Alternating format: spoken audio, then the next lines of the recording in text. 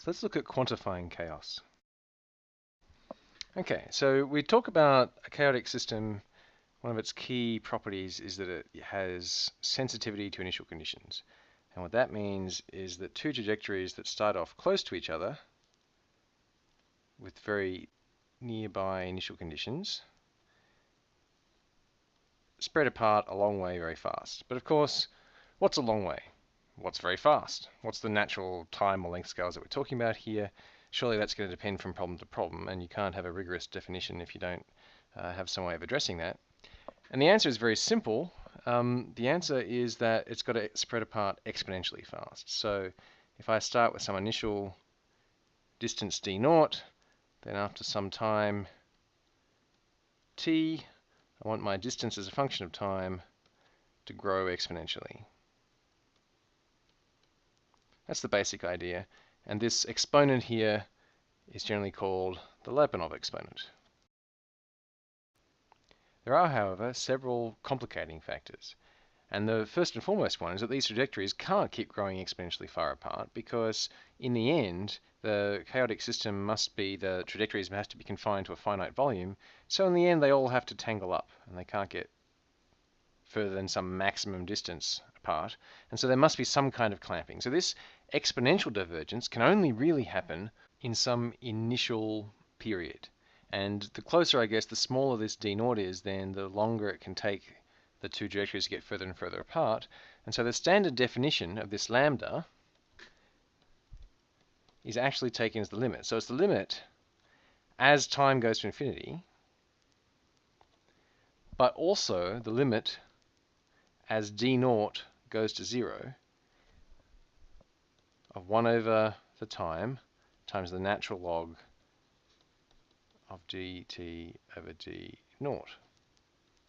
So in other words, we can manage to go earlier and earlier back along our sort of the separation of these trajectories by making d0 smaller and smaller. And if we make this smaller faster than we make t large, then this exponent here is well defined, and that's the actual Lyapunov exponent that we want to calculate. It's actually a bit more complicated than that again. One thing you might be asking yourself is, why do we have this limit here? This limit here is there for a very good reason. Remember that a chaotic system doesn't all have smooth exponential divergence everywhere. It is in fact very complicated in general. So what this is saying is it's saying that over a very large amount of time, all those things are going to average out. So any particular time for any particular pair of trajectories, pretty much anything could be happening. And so what we really have to do is we have to average over lots and lots of divergence and swirls and twirls. And we do that by following this limit together. In fact, it's even worse than that again, because if I have two trajectories, now I've drawn these in 2 dimensions, but if I just start with one trajectory there, and I'm going to think about where am I going to put my second trajectory, I want to put it d0 away. Well, even in 2D space, I have a whole circle on which I can put this, and all of those are the same distance away. And presumably I'll actually, if I just evolve it a finite amount of time, I'll actually get different distances. So this distance is a function of which one I choose. You might hope that if you're swirling around on a strange attractor, then if I keep going longer and longer and longer and longer, then eventually which direction I choose will average out. But that's not completely obvious. Furthermore, in higher dimensions, it's not going to be a little circle like that. It's actually going to be a sphere in 3 dimensions. In 4 dimensions, it'll be a hypersphere, and then in n dimensions, it'll be an n-1 dimensional sphere. So you've got a large number of possible directions in which you might be going. And in fact, for Hamiltonian evolution that's conservative, you're actually going to have some dimensions will spread out and some will contract. So in some of these directions, you'll find that you get a positive Lyapunov exponent. Others, you actually find you get a negative Lyapunov exponent, which means, of course, that you've got some kind of attractor in that dimension. And so what you really have is you don't have a Lyapunov exponent. What you have is a Lyapunov spectrum. So you have a spectrum all the way from the direction in which this is going the biggest to the direction in which this is going the smallest. And so you have a way of calculating. There's a couple of ways of calculating and quantifying this. The first is you could just pick a direction at random. So you pick a direction at random and then you evolve. You evolve a little while. Now we can't make our limit of d0 going to 0 when we're doing it numerically because of course we'll soon run into machine precision. So you start off with a distance d0. We go a certain amount of time, like a fixed amount of time dt, and we get d of t plus t naught plus delta t. Okay, and then we calculate this thing here. So we get a 1 on delta t. We get sort of a lambda. There's 1 on delta t, natural log of our two distances. So we've got our evolved distance and our original distance. And then to kind of mimic this idea that we're going to start really, really close together, what we do is we move our position. So instead of being out here now, we take our secondary one and we make it only d naught away again. Go back to d naught, and then we evolve from there. And so our second one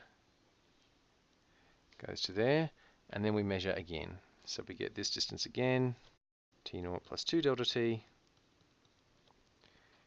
And now this is our first Lyapunov exponent. Now we'll calculate a second one based on the expansion over this time. I say expansion, it might even be a contraction this time.